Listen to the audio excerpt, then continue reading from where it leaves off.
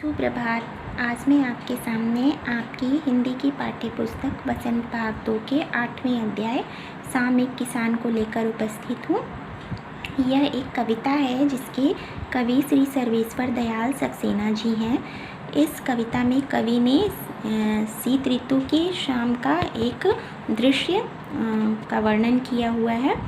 तो कवि ने इसमें सभी निर्जीव चीज़ों को सजीव रूप में उपस्थित करने का प्रयास किया है, यानी कि मानवीकरण अलंकार आप इसको कह सकते हैं, जिसमें कि निर्जीव वस्तुओं को सजीव की तरह हम मान लेते हैं।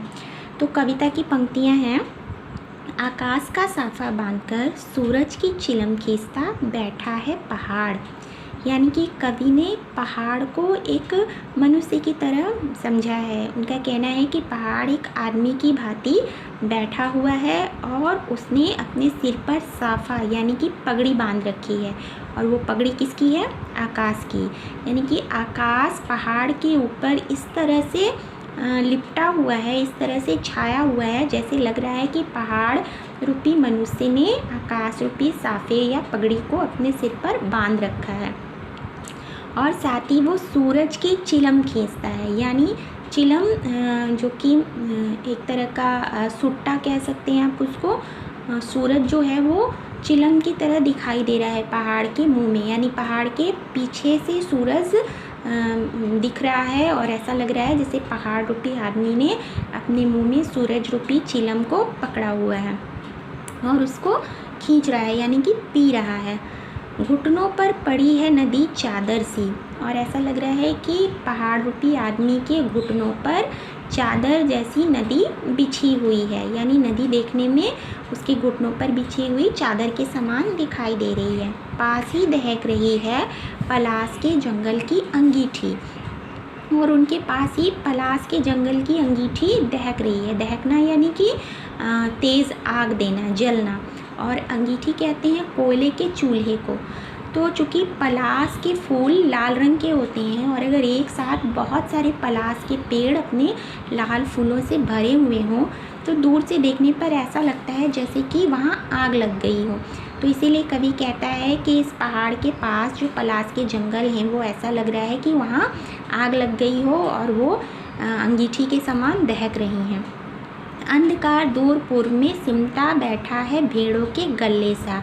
और चूँकि अभी सूरज डूबा नहीं है, सूरज अभी आसमान में दिखाई दे रहा है, इसीलिए अंधकार बहुत दूर पूर्व दिशा में सिमट कर बैठा हुआ है, यानी कि छुपा हुआ है। कैसा? भेड़ों के गले सा। जैसे भेड़ों के झुंड सामने एक जगह इकट्ठे होकर बैठ जाते हैं तो उस जगह पर अंधकार जैसा प्रतीत होने लगता है। तो इसी तरह से भेड़ों के गले की तरह अंधकार अभी दूर पूर्व दिशा में सिमट कर बैठा हुआ है, यानी अंधेरा होने में अभी वक्त है।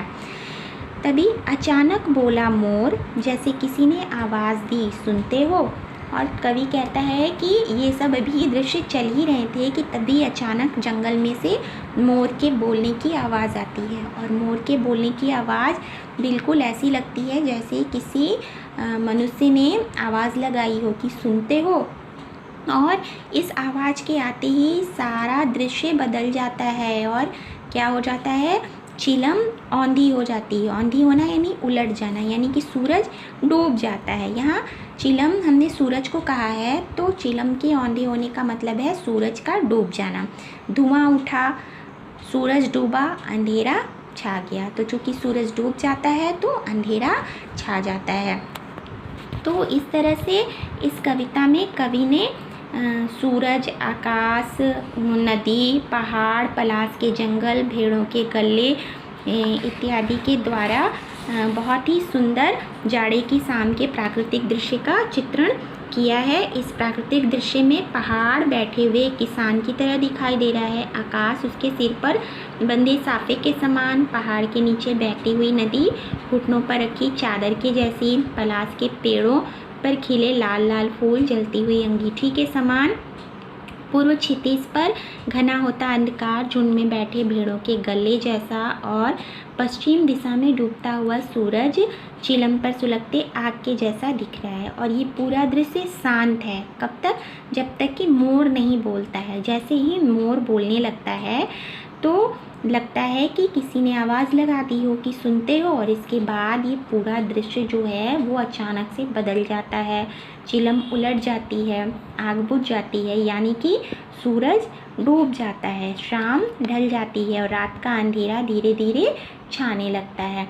यहाँ मोर के बोलते ही पूरी परिस्थिति इसलिए बदल जाती है क्योंकि अक्सर हमने देखा है कि जब सुबह होती है तो भी चिड़ियों के चहचहाने की आवाज़ आने लगती है, यानी मनुष्य से पहले पशु पक्षियों को सुबह होने और शाम होने का अंदेशा हो जाता है। तो इस कविता में भी जैसे ही ऐसा लगता है कि अब सूरज डूबने वाला है, शाम ढलने वाली है, वैसे ही पक्षी के प्रतिनिधि के रूप में मोर की आवाज़ गूंजने लगती है और कवि को ऐसा लगता है जैसे मोर ये संदेश दे रहा है कि सुनते हो, शाम हो गई है, अब रात होने वाली है, रात का अंधेरा छाने वाला है।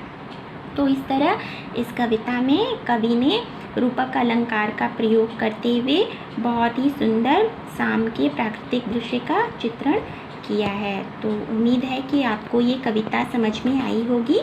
तो इसके प्रश्नोत्तर के साथ हम अगले भाग में फिर उपस्थित होंगे। धन्यवाद।